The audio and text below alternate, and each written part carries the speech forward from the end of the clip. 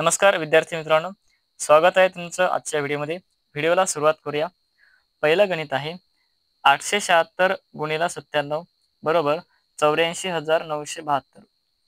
तर 8.4972 भागिला 0.97 बरोबर किती? आता याला आपण अशा प्रकारे लिहू शकतो, कारण भागाकार आहे. अंश आणि छेदामध्ये आपण याला लिहू शकतो.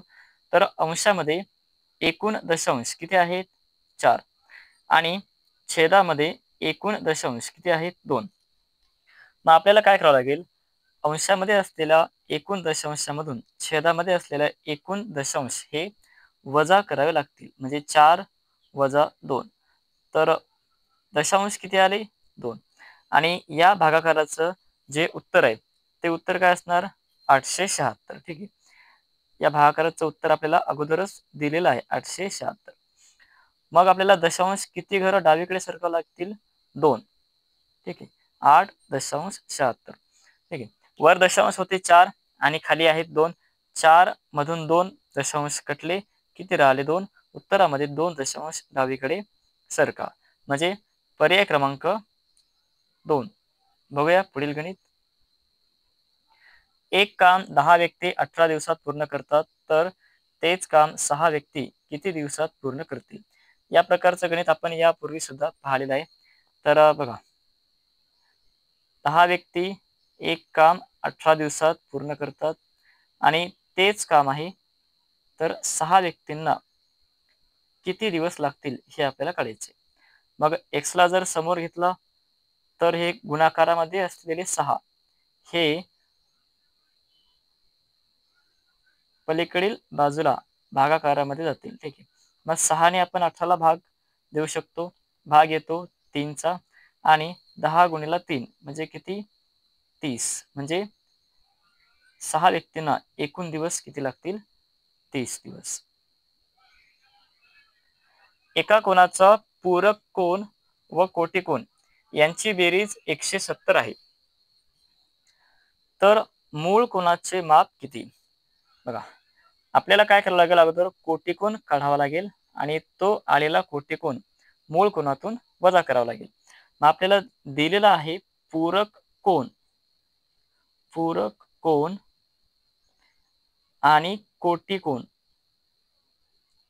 पूरक कोन आणि कोटिकोन यांची आपल्याला बेरीज दिली आहे 170. मग आपल्याला अगोदर काढावा का लागणार आहे? आपल्याला काढावा लागणार कोटिकोन. ठीक आहे. मग कोटिकोन काढण्याचं सूत्र लक्षात ठेवा मित्रांनो. बेरीज वजा 90 छेद 2. मग इथे बेरीज किती आहे? बेरीज आहे 170 वजा 90 आणि छेदामधले 2 जशाला तसे. आता 170 मधून 90 गेले, किती राहतात? 80 राहतात. ठीक आहे. 17 मधून 9 गेले 8 आणि 0 म्हणजे 80. 80 भागिला 2 किती येतात? 40. आता इथे हा जो कोटिकोन आहे आपण काढलेला किती आला?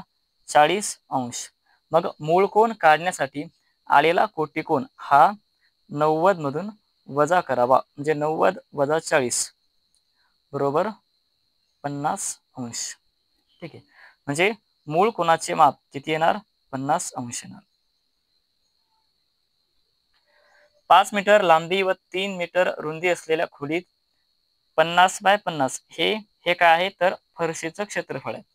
50 बाय 50 सेंटीमीटर मापाच्या किती फरशा बसतील? हे सुद्धा गणित आपण पाहिलेले. तर इथे एकूण फरशा काढण्याचं सूत्र खोलीचे क्षेत्रफळ भागिला एका फरशीचे क्षेत्रफळ. त्यापूर्वी हे जे लांबी आहे ही मीटरमध्ये आणि रुंदी ही सुद्धा मीटरमध्ये. याला आपल्याला काय करावं लागेल? सेंटीमीटरमध्ये कन्वर्ट करावं लागेल. म्हणजे 1 मीटर बरोबर 100 सेंटीमीटर. तर 5 मीटर म्हणजे किती सेंटीमीटर? 500 सेंटीमीटर. आणि 3 मीटर म्हणजे 300 सेंटीमीटर छेद 50 गुणिले 50. तर अगोदर आपण 110 कॅन्सल करूया. ठीक आहे. मग इथे वर अंशामध्ये राहिले 50 गुणिला 30 आणि छेदामध्ये राहिले बघा 5 गुणिला 5. आता या 5 गुणिला 5 आपण याला 25 पण लिहू शकतो किंवा इथे पण आपण काटाकाटी करू शकतो. म्हणजे 5ने या 50ला भाग दिला तर 10चा भाग येतो आणि या 5ने 30ला भाग दिला तर भाग 6चा बसतो. मग वर आता राहिले किती 10 गुणिला 6 आणि यांचा गुणाकार किती येतो 60. ठीक आहे. म्हणजे एकूण किती फरशा बसतील तर 60 फरशा बसतील. धन्यवाद.